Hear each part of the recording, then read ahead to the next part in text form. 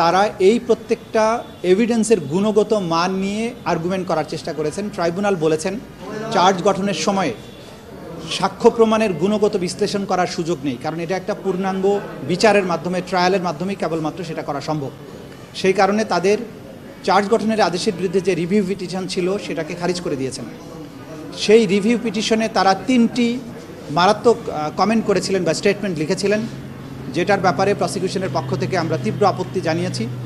একটা হচ্ছে তারা এই সরকারের আইন প্রণয়নের ক্ষমতা, অর্ডিন্যান্স জারির ক্ষমতা, সেটাকে তারা বলার চেষ্টা করেছেন, এটা যথার্থ না। একটা জায়গায় তারা জুলাই বিপ্লবকে, জুলাইয়ের যে গণ অভ্যুত্থান, সেটাকে তারা সো কল্ড বলার চেষ্টা করেছেন। এবং এই দুটো শব্দ বলার মাধ্যমে আমরা বলেছি যে তারা শুধুমাত্র আদালতের অবমাননা করেননি, একই সাথে রাষ্ট্রদ্রোহিতা এবং জুলাই বিপ্লবকে ছোট করা, এটা সেডিশাস, কন্টেমশাস এবং এটা কোনো অবস্থাতেই গ্রহণযোগ্য না। তারা রাষ্ট্রের অস্তিত্বের বিরুদ্ধে অবস্থান নিয়েছেন এবং তারা এই সমস্ত কথা বলার মাধ্যমে প্রকৃত অর্থে জুলাই আগস্টে যে গণহত্যায় তাদের সম্পৃক্ততা, সেইগুলোকে জাস্টিফাই করার চেষ্টা করেছেন।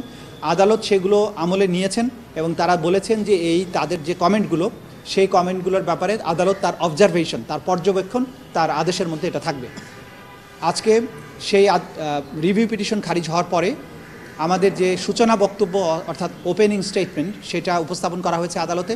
আগামীকাল থেকে তার সাক্ষ্য গ্রহণ শুরু হবে। ইনশাল্লাহ আগামীকাল প্রথম সাক্ষ্য গ্রহণ অনুষ্ঠিত হবে। যেগুলো ক্রিটিসিজমের আইনসম্মত সংজ্ঞা আছে, উপায় আছে, সেগুলো অবশ্যই করা যাবে, কিন্তু কোনো বিচার প্রক্রিয়াকে চ্যালেঞ্জ করা, যে রাষ্ট্রের ভিত্তি আজকে বাংলাদেশ নামক রাষ্ট্রটা যে জায়গায় দাঁড়িয়ে আছে, সেটা জুলাই অভ্যুত্থানের মাধ্যমে অর্জিত আরেকটি বাংলাদেশ। সেই মহান অর্জন, যে অর্জনের পেছনে 1400 মানুষের রক্তদান আছে, 25,000-এর মতো মানুষের অঙ্গহানি আছে, অজস্র মানুষের চোখের পানি ঝরেছে, অনেকে কারাবরণ করেছেন, আদারওয়াইজ নিপীড়িত হয়েছেন। সেই মহান একটি অভ্যুত্থান বা বিপ্লবকে সো কল্ড বলা, এটা ধৃষ্টতা, এটা আদালত অবমাননা, এটা রাষ্ট্রদ্রোহিতা। এই ধরনের কথা আদালতে বলার কোনো অধিকার কোনো আসামির নেই। এই আদালত যেখানে বিচার অনুষ্ঠিত হচ্ছে, এটা গণপ্রজাতন্ত্রী বাংলাদেশের সংবিধানের অধীনে প্রতিষ্ঠিত একটা আদালত। এই ট্রাইব্যুনালের যে আইন, সেটা 1973 সালে স্পেশাল একটা আইন, ক্রাইমস ট্রাইব্যুনালস অ্যাক্ট 1973, এটা সংবিধান দ্বারা সুরক্ষিত।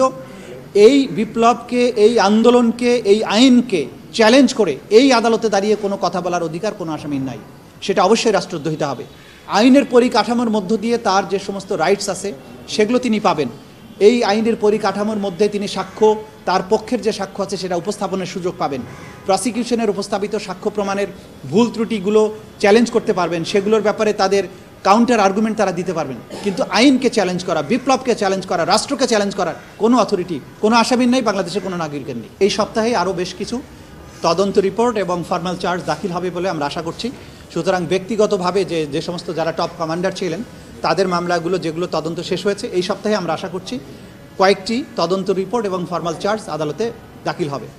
আর দ্বিতীয় যেটা বললেন, ভারতের কাছে অপরাধীর প্রত্যার্পণের ব্যাপারে যে বাংলাদেশের রিকোয়েস্ট, সেটা করা হয়েছে। রেড নোটিশ অন্য জিনিস, রেড নোটিশ করে ইন্টারপোল, কিন্তু বাংলাদেশ যেটা করছে সেটা ভারতের সাথে অপরাধীর বই সমর্পণ চুক্তির আলোকে তাদেরকে ফেরতের জন্য রিকোয়েস্ট করেছে। ভারত সরকার বলেছে তারা এটা পর্যালোচনা করছেন। বাংলাদেশ সরকার রাষ্ট্রীয়ভাবে তার ডিপ্লোম্যাটিক চ্যানেল ব্যবহার করে, রাষ্ট্রের যত মেশিনারিজ আছে সেগুলোকে ব্যবহার করে এই সমস্ত সাজাপ্রাপ্ত পলাতক আসামিদেরকে বিদেশ থেকে বাংলাদেশে ফেরত আনার ব্যাপারে যা যা করা দরকার রাষ্ট্র সবই করছে। এবং একটা সময় যখন সফল হবে, তখন আপনারা বুঝতে পারবেন যে পেছনে কী কী তৎপরতা ছিল।